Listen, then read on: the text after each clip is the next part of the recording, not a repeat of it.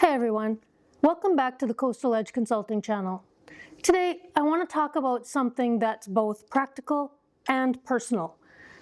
Lately, I've been seeing a noticeable shift in organizational policies that are pushing employees to return to the office. And that got me curious. What's actually driving this change, and what does the data really say?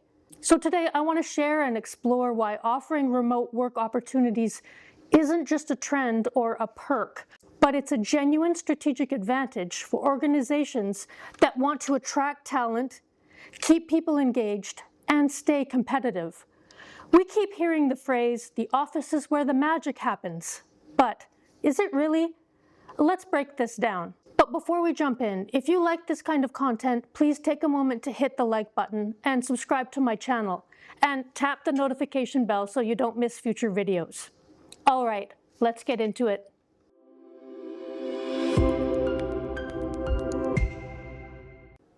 So I want to start out by actually explaining why companies want people back in the office and why this matters. Before we talk about the benefits of remote work, we need to be honest about why so many organizations, particularly government organizations, are pushing people back into the office. Because this shift isn't just happening in a vacuum. There are a few key forces that are driving return to office policies right now. First, control and visibility. Some leaders still feel more comfortable when they can physically see people working, even though visibility isn't the same thing as productivity. Second, commercial real estate pressure. Empty offices are expensive, and long-term leases are hard to justify when buildings are half empty. Third, middle management anxiety. When work becomes outcome-based instead of presence-based, weak management systems get exposed. And not every organization is ready for that shift. Some are still living in the past. Fourth, cultural nostalgia. Don't underestimate culture. There's a lingering belief that culture can only be built in person, even though the research and lived experience show that culture is shaped far more by leadership behavior than location. And finally, economic and political pressure. As you may have noticed, downtown cores matter to governments and municipalities. But office mandates are a blunt instrument for solving much larger economic challenges. Now, to be clear, these pressures are understandable, but they are not the same thing as evidence. And more importantly, they're not enough to justify the long-term impact that these policies have on employees, on talent attraction, and on future competitiveness. So in the rest of this video, I want to walk through why the case for rigid in-person mandates doesn't outweigh the benefits of flexibility, and why organizations that cling too tightly to the office may be creating risks that they don't fully see yet. And honestly, I don't think many organizations are being fully transparent about why these policy shifts are happening. And in my opinion, that points to weak change management. Remote work isn't just convenient, it works. A lot of resistance to remote work starts with a statistic like, only 25% of jobs can be done remotely. Well, that's a Canadian statistic. And yes, sure, that missing 75% includes nurses and doctors, tradespeople, drivers, teachers, and other service workers. Those roles were never meant to be remote. So that statistic misses the point entirely. For knowledge work, the kind that can be done from anywhere, remote work isn't just possible, it's actually effective. This isn't just a feeling either. Forbes reported that 61% of remote-capable workers say they're actually more productive working from home, and another 34% say they're just as productive. That's 95% saying productivity doesn't suffer without an office. I think part of the resistance here comes down to trust. Some leaders still equate productivity with visibility. Clock watching instead of outcome watching. But that's old school thinking. What really matters is whether the work is getting done well. Is it getting done effectively? And with AI tools now accelerating output across most corporate roles, Productivity is only increasing. Maybe, just maybe, it's time we focus less on hours worked and more on value produced. That's food for thought. Also, time really is money, and remote work saves both. When people work remotely, they gain back over an hour a day on average by eliminating commuting. That's time people can reinvest into focused work, into family and rest or creativity. Personally, I've found I often put in more after-hours work when I'm set up at home because it's easier, it's more flexible, and frankly, it just makes sense. Companies benefit too. There are fewer interruptions, more deep work time, and often higher quality output. When decision makers worry that employees at home are watching TV or doing laundry or caring for kids during work hours, they're just assuming people are 100% productive when they're in the office, and that is a false narrative. In my own experience, office life includes hallway chats and long lunches and constant interruptions and so many informal conversations. Productivity leakage exists everywhere, not just at home.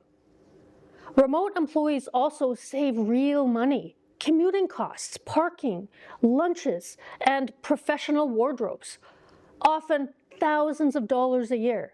At a time when the cost of living keeps rising and salaries aren't keeping pace, this really matters. Now, to be fair, there has been an economic impact on downtown restaurants and businesses that rely on that office foot traffic.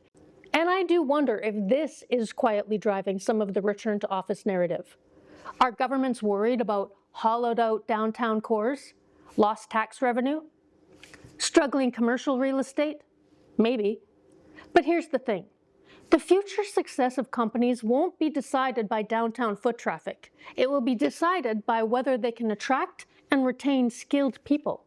And flexibility is increasingly part of that equation. Retention, mental health, and alignment actually improve. Remote work isn't just about where people work. It's about how they experience work. Remote and hybrid employees consistently report lower stress and better well-being, stronger work-life balance, higher job satisfaction. In many surveys, over half of workers say remote or hybrid work makes them both happier and more productive. For organizations, this matters because flexibility is strongly linked to lower turnover. And lower turnover means less money spent on recruiting and onboarding and training. That's very costly. People stay where they feel trusted and they feel supported, not monitored. I also wonder how many organizations are really measuring the cost of critical knowledge loss when experienced employees leave because a sudden policy change makes their job no longer feasible.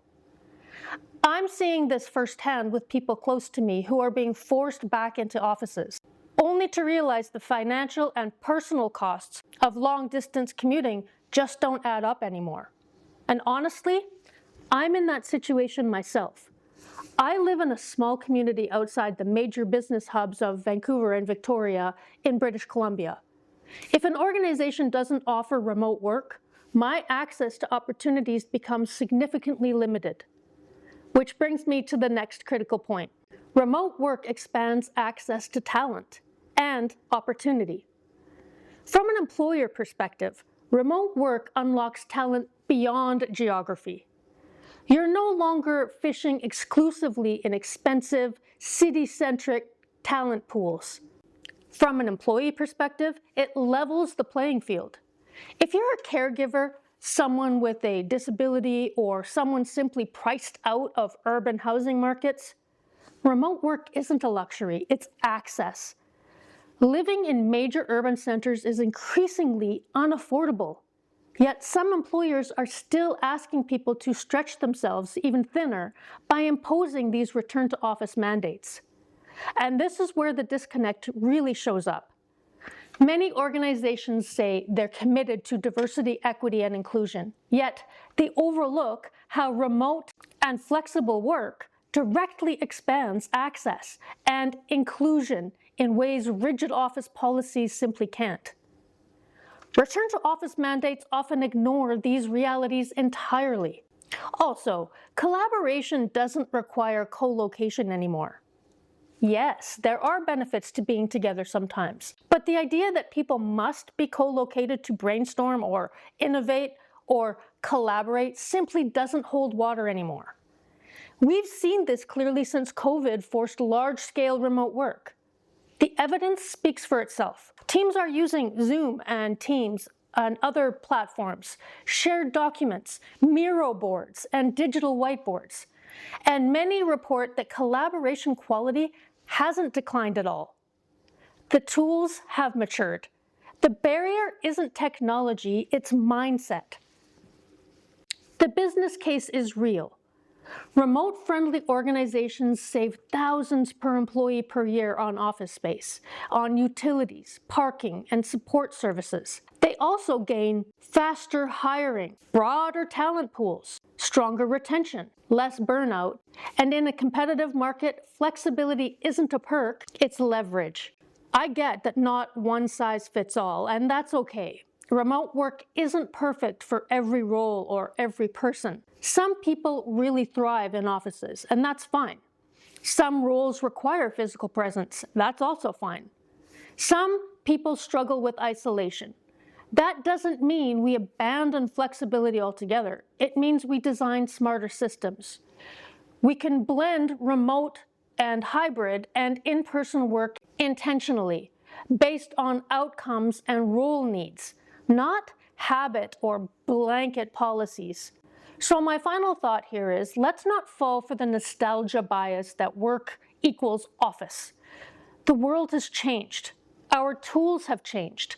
Our expectations have changed. Remote work isn't about avoiding the office. It's really about unlocking potential, expanding opportunity, and treating people like humans, not just seats in chairs.